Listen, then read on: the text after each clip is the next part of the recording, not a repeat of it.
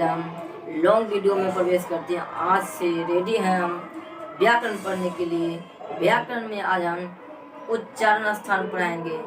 वर्ण का उच्चारण स्थान कहाँ कहाँ से होता है। पहले बात की दोस्तों, वर्ण के दो भेद, एक होता है स्वर वर्ण, एक होता है व्यंजन वर्ण। ठीक है, वर्ण के दो भेद, स्वर वर्ण और व्यंजन वर्ण। स्वर वर्ण के क्या क्या है, जैसे ओ आ हर्षई ओ से लेकर विसर्ग तक क्या होता है, हमारा ये जो वर्ण है ये टोटल स्वर वर्ण है। और को से लेके ज्ञ तक जो होता है वर्ण वो होता है व्यंजन वर्ण। ठीक है, आप लोग तो समझ गए होंगे को स्वर वर्ण क्या है और व्यंजन वर्ण क्या है। स्वर वर्ण होता है जो अपने से बोले जाते हैं, और व्यंजन वर्ण क्या होता है जो स्वर की सहायता से बोले जाते हैं। तो आप लोग को शॉर्ट में बता दिए हैं कि स्वर वर्ण किसे कहते हैं, व्यंजन वर्ण किसे कहते हैं। पहले बात, अब वर्ण उच्चारण किस स्थान से होता है, किस वर्ण का उच्चारण किस स्थान से होगा, ये हम बताएंगे इस वीडियो में। तो आप लोग के लिए फिर से अच्छे से ट्रिक लेकर आए हैं। व्याकरण का जबरदस्त होने वाला है। आप लोग को अच्छा लगे तो तब बाद में आप लाइक कीजिएगा, अन्यथा डिसलाइक करके चले जाइएगा। ठीक है, तो हम स्टार्ट करते हैं। उच्चारण स्थान, उच्चारण स्थान का पहला है हमारा स्वर वर्ण।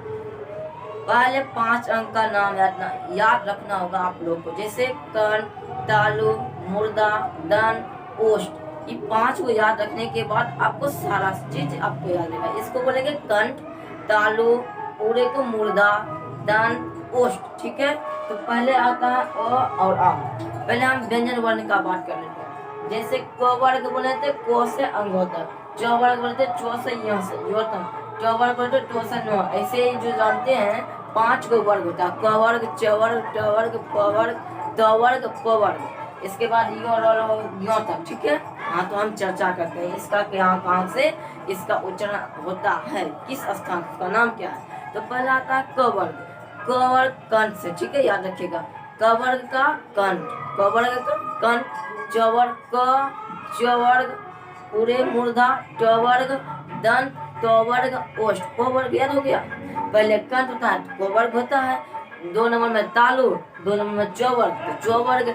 3 नंबर में मूर्धा, तो 3 नंबर में ट वर्ग, तो ट वर्ग। उसके बाद 4 नंबर में त वर्ग, 4 नंबर में दंत है, 4 नंबर में त दंत से होगा त वर्ग। उसके बाद ओष्ठ से प वर्ग, तो प वर्ग। ठीक है, क वर्ग, च वर्ग, ट वर्ग, मूर्धा से ट वर्ग, दंत से त वर्ग और ओष्ठ से प वर्ग। आपको तो याद हो गया होगा कि कंठ से क ख ग घ।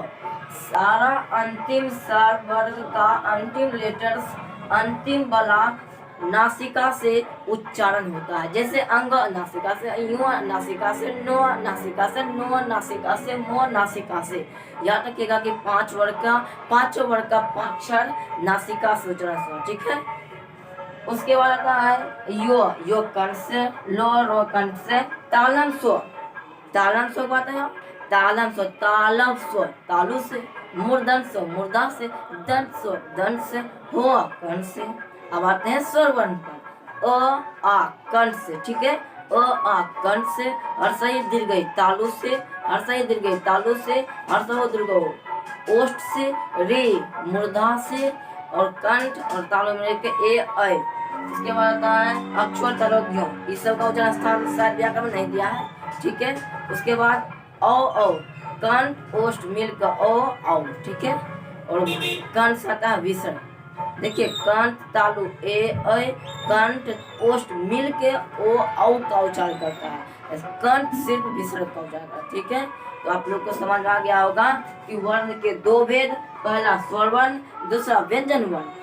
पहला स्वर वर्ण, दूसरा व्यंजन वर्ण। स्वर वर्ण में ओ से लेके विसर्ग तक और व्यंजन वर्ण में को से लेके ज्ञ तक।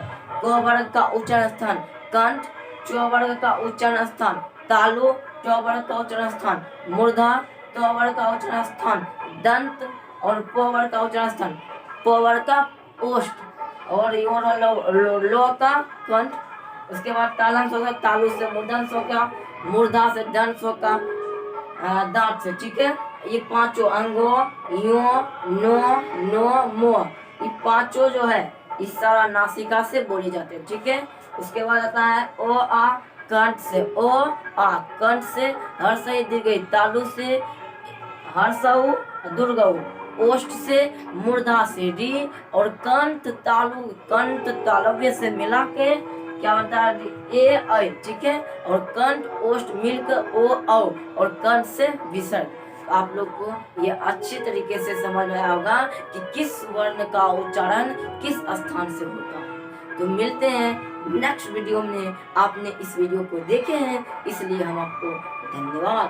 अब मिलते हैं नेक्स्ट वीडियो में, तब तक के लिए जय हिंद।